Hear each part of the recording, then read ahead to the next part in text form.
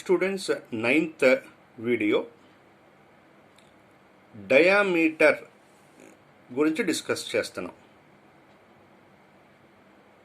అంటే ఒక సర్కిల్ని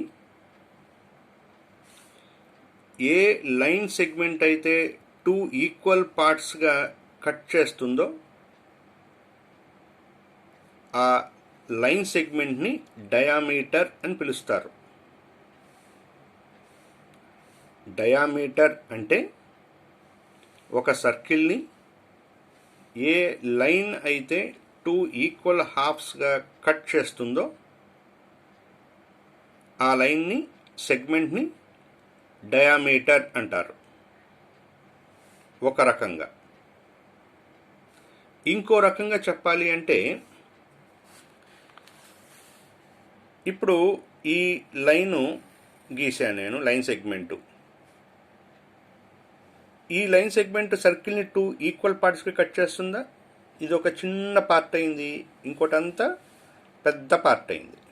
బట్ ఇదేం కాదు, డయామీటర్ కాదు.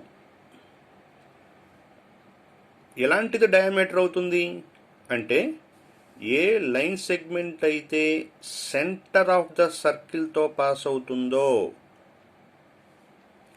ఏ లైన్ సెగ్మెంట్ అయితే సెంటర్ ఆఫ్ ద సర్కిల్తో పాస్ అవుతుందో అది డయామీటర్ అవుతుంది. అంతే కదా? ఇది డయామీటర్ అయిందా? ఎందుకు అవ్వలేదు అంటే ఇది సెంటర్తో పాస్ అవ్వట్లేదు. సో డయామీటర్ని 2 రకాలుగా చెప్పచ్చు. ఏ లైన్ సెగ్మెంట్ అయితే సర్కిల్ని 2 ఈక్వల్ హాఫ్స్గా కట్ చేస్తుందో ఆ లైన్ సెగ్మెంట్ని డయామీటర్ అంటారు. ఇంకో రకంగా చెప్పాలి అంటే, ఏ లైన్ సెగ్మెంట్ అయితే సెంటర్ ఆఫ్ ద సర్కిల్తో పాస్ అవుతుందో దానిని డయామీటర్ అంటారు. అదే రాసాం ఇంగ్లీష్లో. A line segment which cuts the circle into 2 equal parts is diameter, or a line segment which passes through center of the circle is diameter. 2 రకాలుగా చెప్పుకోవచ్చు. Note: number of diameters in a circle are infinite. అంటే ఒక సర్కిల్కి diameter అనేవి infinitely many ఉంటాయి. ఇక్కడ గీసాను చూడండి, ఈ లైన్ 2 పార్ట్స్గా కట్ చేస్తుంది. ఇలాగే ఎందుకు గీయాలి? ఇలా గీసిన సర్కిల్ని 2 ఈక్వల్ పార్ట్స్గా కట్ చేస్తుంది. ఇలా గీసిన 2 ఈక్వల్ పార్ట్స్గా కట్ చేస్తుంది. ఇలా గీసిన 2 ఈక్వల్ పార్ట్స్గా కట్ చేస్తుంది. కాబట్టి ఇవన్నీ కూడా ఎంత పాస్ అవుతున్నాయి? సెంటర్తో పాస్ అవుతున్నాయిగా. కాబట్టి ఇవన్నీ ఏంటి? డయామీటర్స్. ఇలాంటివన్నీ గీసుకోవచ్చు, ఇన్ఫైనైట్లీ మెనీ గీయచ్చు. Very basic point low level జామెట్రీలో, from a point we can draw infinitely many lines అని నేర్చుకున్నారు. అదే కాన్సెప్ట్ ఇక్కడ కూడా. ఈ పాయింట్తో ఎన్ని లైన్స్ డ్రా చేయొచ్చు? ఇన్ఫైనైట్లీ మెనీ లైన్స్ డ్రా చేయొచ్చు. అవన్నీ కూడా ఏమవుతాయి? డయామీటర్స్ అవుతాయి. Next observation: centre equal to mid point of diameter. ఎందుకు చూడండి, ఇక్కడ రేడియస్ డెఫినేషన్ ఏం చెప్పాను? సెంటర్ దగ్గర నుంచి పాయింట్కి ఉండే డిస్టెన్స్, బి అనే పాయింట్ ఉండే డిస్టెన్స్ని రేడియస్ అంటారు. అలాగే ఏ పాయింట్ కూడా ఎక్కడుంది? సర్కిల్ మీదేగా ఉన్నది. సో సెంటర్ దగ్గర నుంచి సర్కిల్ మీద ఏ పాయింట్ ఉన్నా, బి ఉంది, ఇక్కడ ఏ ఉంది,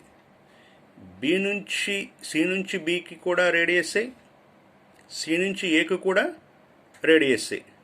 అంటే డయామీటర్ ఎంత అవుతుంది? ట్వైస్ ద రేడియస్ అవుతుంది. ఎందుకంటే ఇది ఆర్ఏ, C to B, C to A కూడా ఆర్ఏ. సో మొత్తం లెంత్ ఏమైంది? ఆర్, ఇక్కడ వరకు, ఇక్కడ ఒక ఆర్, మొత్తం 2R అయింది. పైగా ఏ నుంచి సికి ఎంత డిస్టెన్స్ ఉందో సి నుంచి బికి కూడా అంతే డిస్టెన్స్లో ఉంది.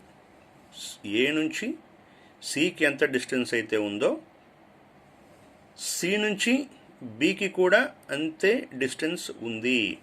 అంటే సి ఎక్కడున్నట్టు, సెంటర్ ఆఫ్ ద సర్కిల్ ఎక్కడున్నట్టు, డయామీటర్కి మిడ్ పాయింట్లో ఉన్నట్టు. డయామీటర్కి మిడ్ పాయింట్లో ఉన్నట్టు అదే రాశాను. Centre equal to mid point of diameter. Important concept మళ్ళీ ఒక్కసారి. A line segment which cuts the circle into two equal parts is diameter.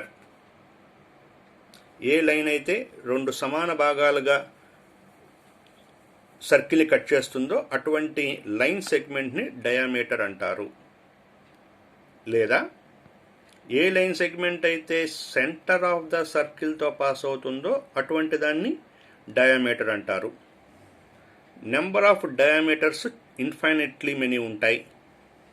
Centre అనేది డయామీటర్కి మిడ్ పాయింట్ అవుతుంది.